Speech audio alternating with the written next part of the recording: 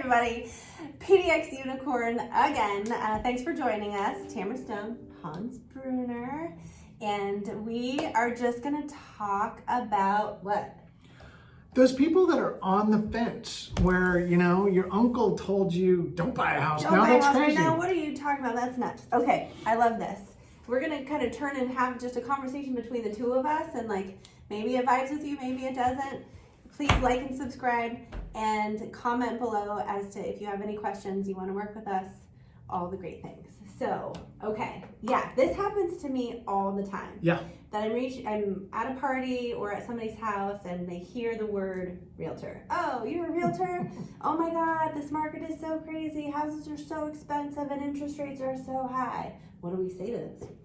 Well, what I say to those people is that the newspaper and the current headlines don't dictate my business.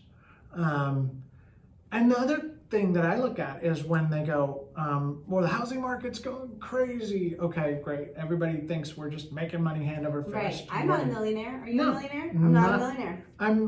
No. Not that close. Yeah, that's the thing. Like everybody's like, oh, realtors are millionaires. The people have this idea, and they're like, don't talk to them about it because they're just going to try and sell you on buying a house. Well, I mean, I only want you to buy a house if it's the right house, if it's the right time for you. Right. Because what are you going to do? You're going to go on Google and say, she forced me to buy this house. Don't use her. No, that's not how you retain a business. That's no bueno. Yeah, but it's interesting to me when people tell me things like, oh, the market's going to crash. And I don't know if the market could crash, but I don't believe it will. I'd rather look at the actual data because I've been doing this for 32 years. Yeah. And, you know, I mean, And guess what? The market crashed at some point, and you're still here. Well, my favorite was when I met somebody in 2011, and he said his sister was a mortgage person, but you couldn't make a living as a mortgage broker in after 2008, the crash. And I said, oh my God, I'm glad I didn't meet you then because I've made a living. Yeah, would have burst his bubble, that's for sure. Yeah, it's just, but it's interesting because when you look at, you know, if you look at buying a house a year ago or a year and a half ago, and you had to spend an extra $100,000 and you had to waive all your inspections and you couldn't ask the seller for anything. Yeah, and then you find out that and you're in competition with 20, 50 other people for one house. Yeah. Right. And yeah, I mean, it was crazy.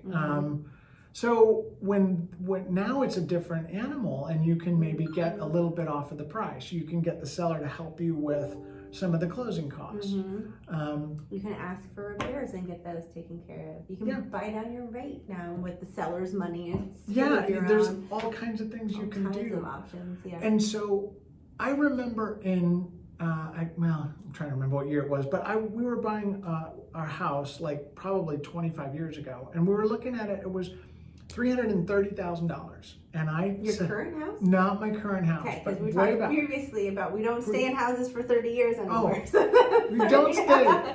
Okay, so 25 years ago you were buying a house. A house, and I thought it was so it was 2000, and I thought that the market was going to go down 10%. And so my wife said, "You think the house is going to be worth $300,000, so you don't want to buy it?" And I said, "No, I just think it's going to go down by 10%." And she goes, "I don't understand." I'm like, "Well, we want to stay here." Yeah, the market goes up and down. Yeah. We stayed in that house for 20 years, which was a lot longer than the average, the normal. Yeah.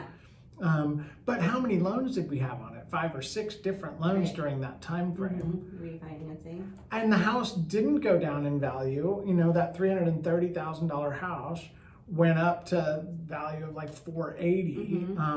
And then after 2018, it came down, and then it went back up. I mean, you know, it's just crazy. It's really funny that you say that because when I bought my first house, it was actually October of 2009. I didn't use a realtor. That's how I became one. But anyway, I bought it in North Portland, and notoriously North Portland at that point was still like not a great place to live. Like it wasn't this mecca of people coming in. And my whole family was like, why are you buying in North Portland? That's a terrible idea. You should buy, my mom at the time was in Gresham, by Centennial. She's like, you should buy in Centennial.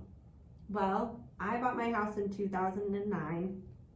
I sold it in 2017, and I doubled my money on it. My mom just sold her house in Gresham, and she got less for her house in Gresham and Centennial than I got for mine, and hers was in much better condition than mine was in North Portland because of the location. Right. My favorite was when my in-laws, my wife's parents, they bought their house in Sacramento, California in 1972. And they paid $31,000 for that house. Oh my goodness. And it was in in Land Park, which is a beautiful neighborhood with a pool and just, tree-lined streets. Any idea what their interest rate was at that point? No clue. Like 12%? No idea. Probably 12 or 14%. Mm-hmm. So they bought it for $31,000. And I remember distinctly that my mother-in-law was upset because she wanted to buy one on the park for $40,000, and my father-in-law said he couldn't afford it. I wasn't around in '72, but they recreated this conversations with me. Oh, I'm sure. I was 7 in 1972. So she wanted a $40,000 house, and he said he couldn't afford it. Well, fast forward that when they sold their house for $600,000 some many years later, if they had bought the one on the park, they would have sold it for $1.2 million. So that $9,000 in a house in the park and on the park in Land Park, as opposed to in the sort of general population of Land Park, Sacramento, it was a huge difference. And he felt he couldn't afford that. I mean, couldn't afford $9,000. Well, back then $9,000 was a lot. A little bit different, yeah. So that's the kind of thing. But the other thing that cracks me up is my mother-in-law told me, I remember when the market was crashing, and she goes, oh my God, I lost $40,000 on my house. And I said, I remember it was kind of a jerk move. I was like, oh my God, you sold your house, what happened? And she goes, no, I didn't sell my house. And I said, well, you didn't lose anything. Yeah, you didn't lose anything. So then she didn't sell it when it was crashing, and she sold it later. And hey, lo and behold, guess what? She didn't lose anything. She made anything. money on it. Yeah. I think that's also really interesting. I think too, if it's the right time for you, what's happening in your life? Are you getting divorced and you have to sell your house? Like, okay, well then you have to sell. Are you having another baby and you don't have enough room in your 2-bedroom, 1-bath, 900 square foot house? Okay, well then it doesn't matter what Uncle Bob told you about the market. You just have to do what you have to do. And you have experts that will help you do that. But I do think that it's really interesting when people are scared. I think the rhetoric that's out there right now is be afraid, be afraid, be afraid.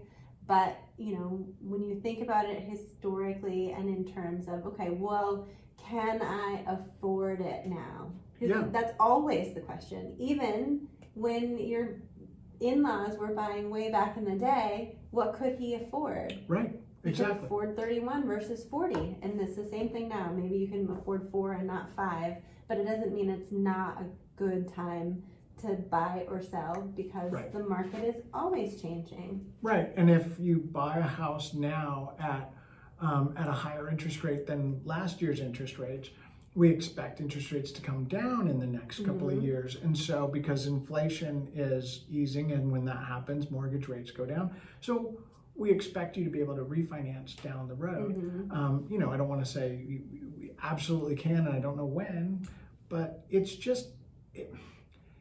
I always feel like if you want to buy a house, you need to buy a house. And if you don't want to buy a house, don't buy a house.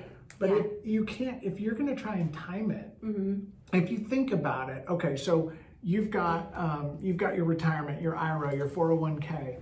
Are you day trading with that? Are you going I want to buy and sell? True. No, you put it into a mutual fund. And they tell you all the time, no matter what happens, just sit on it. Yes, that's what they tell you. It's the same thing with the house. As long as you sit on it until you have to sell it again, or you need to sell it, not have to, but you need to